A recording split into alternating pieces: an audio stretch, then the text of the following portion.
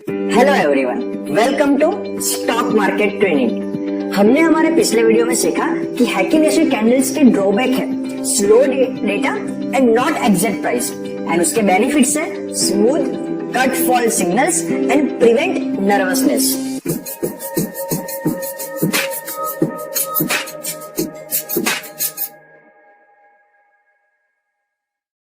Our today's topic is technical analysis intraday strategy, in which we will cover what is intraday, important points for intraday strategy। चलिए इस topic को हम practically समझते हैं।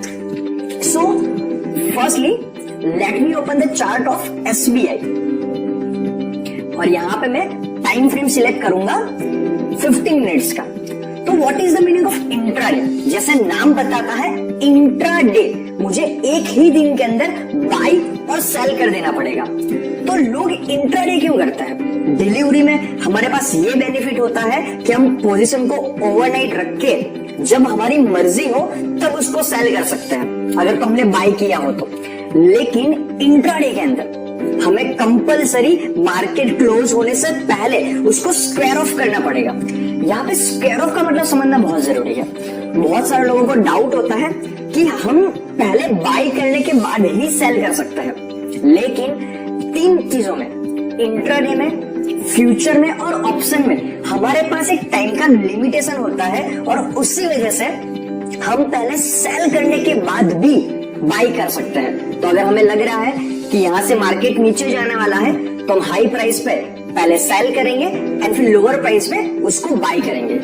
Now intraday में हमें और एक बेनिफिट मिलता है, हमें मिलता है मार्जिन। तो चलिए प्रैक्टिकली समझते हैं उसका फायदा क्या होता है। अगर हम यहाँ पे ध्यान से देखेंगे तो अगर तो मैंने स्टॉक को इस कई प्राइस पे बाय किया होता और यहाँ पे कहीं पे सेल किया होता तो मुझे कितना प्रॉफिट हो सकता था वो हम समझते हैं। यहाँ पे प्राइस है 222.61 और यहाँ पर है 228। हम 222 और 228 का लेके चलते हैं। तो अभी हम अगर यहाँ पे क्लिक करेंगे तो हमें पता चल जाएगा कि अगर हम एसबीआई के शेयर को बाय करना है और इंट्राडे के लिए, चलिए हम मान के चलते हैं हम 100 क्वांटिटी को बाय करना चाहते हैं, हमारे पास हमें पैसा लगाना पड़ेगा 4,500 रुपए के आसपास। तो जिस स्टॉक की वैल्यू, ठीक है,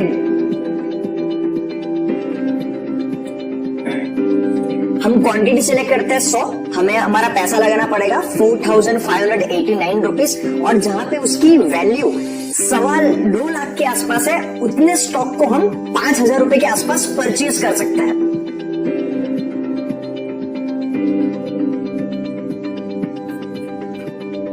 हम क्वांटिटी सेलेक्ट करते हैं 100, तो हमें इन्वेस्ट करने पड़ेंगे 4,589 रुपीज, और उसके सामने हमारे पास तकरीबन 23,000 रुपए की वैल्यू के शेयर्स को हम इंट्राडे के लिए बाय कर सकते हैं। तो हमने बाय किया एग्जांपल के तौर पे, यहाँ पे हमें लिमिट मिल रही है अप्रोक्सीमेटली 5 टाइम्स। तो हम सिंपल सा कैलकुलेशन करते हैं कि अगर तो हमने बाइंग कितना हुआ 222 की प्राइस के ऊपर हमने 100 क्वांटिटी बाई करी, ये हो गया 22,200।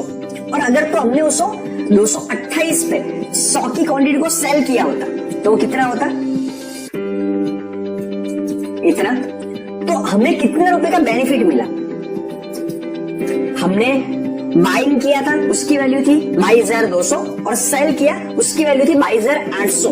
तो हमारा नेट डिफरेंस हुआ दोनों का 600 रुपए, और हमने उसके सामने लगाए कितने पैसे थे? नियरली 4,500। और अगर तो हम इसको परसेंटेज में कन्वर्ट करेंगे तो वो बन जाएगा 13.33%। यहाँ पे स्टॉक ने 6 पॉइंट का मूवमेंट दिखाया है, लेकिन हम उसके सामने 13% with in a day earn कर सकते हैं। This is the power of intraday strategy. लेकिन इंट्राडे स्ट्रेटेजी में हमारे कुछ इंपॉर्टेंट पॉइंट्स को फॉलो करना बहुत जरूरी है कि हम पहले शेयर को बाय करें या तो पहले सेल करें। हम जिस प्राइस पे एंटर करना चाहते हैं वहां से मार्केट किस डायरेक्शन में जाएगा, ऊपर जाएगा या तो नीचे जाएगा। तो तो ये समझने के लिए 3-4 बहुत इंपॉर्टेंट पॉइंट्स है। उसमें सबसे पहला पॉइंट, मॉर्निंग में 9 बजे स्टॉक मार्केट स्टार्ट होता है, 9:15 से आप ट्रेडिंग स्टार्ट कर सकते हो। तो 9:15 से पहले आपको NSE की ऑफिशियल वेबसाइट पे जाके चेक करना है कि आज के मार्केट के एडवांसेस एंड डिक्लाइन रेशियो कितना है। एडवांसेस ज्यादा है निफ्टी 50 के अंदर, जनरली हम 50 जो टॉप स्टॉक होते हैं उसमें ही ट्रेडिंग करते हैं। तो यहाँ पे हमें ये चेक करना बहुत जरूरी है कि एडवांसेस ज्यादा है या डिक्लाइन ज्यादा है। अगर तो एडवांसेस ज्यादा है तो हमें ये ध्यान रखना है कि ओवरऑल मार्केट पॉजिटिव रहने वाला है, तो हमें बाई पोजीशन पे बने रहना है। दूसरा, हमें ये भी चेक करना है कि हम जिस सेक्टर में इन्वेस्ट करना चाहते हैं, ऑटोमोबाइल सेक्टर के अंदर, बैंकिंग सेक्टर के अंदर, तो उस सेक्टर का इंडाइसिस पॉजिटिव है या नेगेटिव है। अगर तो वो अप में दिखा रहा है तो हमें उस सेक्टर में बाई की पोजीशन लेनी है, क्योंकि जनरली होता क्या है, अगर तो बैंक निफ्टी आज नीचे जा रहा है, नेगेटिव हो रहा है, और हम अगर तो कोई बैंकिंग स्टॉक के अंदर बाई पोजीशन के ऊपर है, तो जनरली बैंकिंग इंडाइसिस डाउन जाएगा तो स्टॉक को भी नीचे लेके जाएगा ही जाएगा। एक लोकल ट्रेंड की तरह ही होता है। अगर हम दरवाजे पे खड़े हुए हैं, अगर तो भीड़ अंदर जाना चाहती है तो हमें भी अंदर का धक्का लग जाएगा, और अगर हम दरवाजे के पास खड़े हैं, भीड़ बाहर आना चाहती है तो हम भी सब में बाहर आ जाएंगे। तो सेक्टर इंडाइसिस बहुत जरूरी है। उसके अलावा आपको चेक करना है कि SGX निफ्टी जो सिंगापुर एक्सचेंज का इंडाइसिस है वो पॉजिटिव है या नेगेटिव है।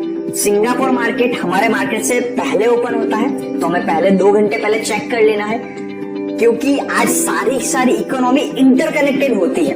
तो हमें 2 इंडाइसिस चेक करने बहुत जरूरी है, ग्लोबल मार्केट के, एक सिंगापुर एक्सचेंज का एंड दूसरा US स्टॉक मार्केट का डाउ जोन्स।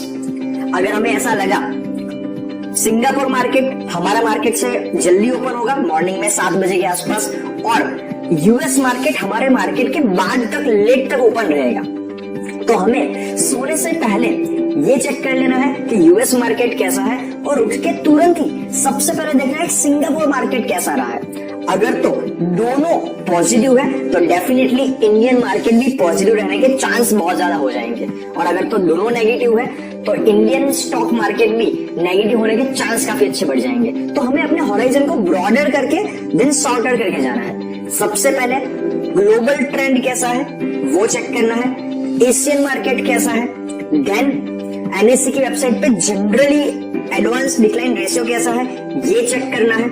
उसके अलावा हमें टाइमिंग सिलेक्ट करना ही बहुत जरूरी है। जनरली मॉर्निंग में 9:15 से लेके 9:30 पौने 10 तक जो भी पिछले दिन के ओवरनाइट पोजीशन होती है उसके प्रॉफिट बुक होते हैं, उसमें से बाइंग और सेलिंग होती है, तो मार्केट बहुत ही ज्यादा वॉलेटाइल रहता है। तो जो बिगिनर्स होते हैं उनको मैं सजेस्ट करता हूं कि वो 9:45 के बाद ही मार्केट में एंटर, 9:45 से लेके 11:30 तक एक ट्रेड कर सकते हैं। जनरली 12 से लेके 1, 1:30, 2 के बीच में मार्केट ज्यादा मूवमेंट नहीं दिखाता है, वो सेम रेंज में ही मूव करता है। तो सेकंड ट्रेड हो सकता है दोपहर के 2 बजे से 3:15 बजे तक, क्योंकि हमें 3:30 तक तो ऑलरेडी मार्केट बंद होने वाला है, और जनरली जीरोधा जैसे ब्रोकिंग प्लेटफॉर्म आपको 3:20 तक का टाइम देता है स्क्वायर ऑफ करने के लिए। तो हम 3:15 का ही मान के चलते हैं, तो 2 से 3:15 के बीच में दूसरा ट्रेड ले सकते हो। उसके अलावा हमें काफी अच्छे इंपोर्टेंट इंडिकेटर्स जैसे कि RSI, इसको यूज करना काफी ज्यादा जरूरी है कि RSI हमें क्या दिखा रहा है कि स्ट्रॉन्ग बाई पोजीशन है या तो सेल पोजीशन है। उसके अलावा हमें देखना है इंट्राडे के लिए बहुत ही इंपॉर्टेंट इंडिकेटर है VWAP, उसको चेक करना बहुत जरूरी है। Then MACD,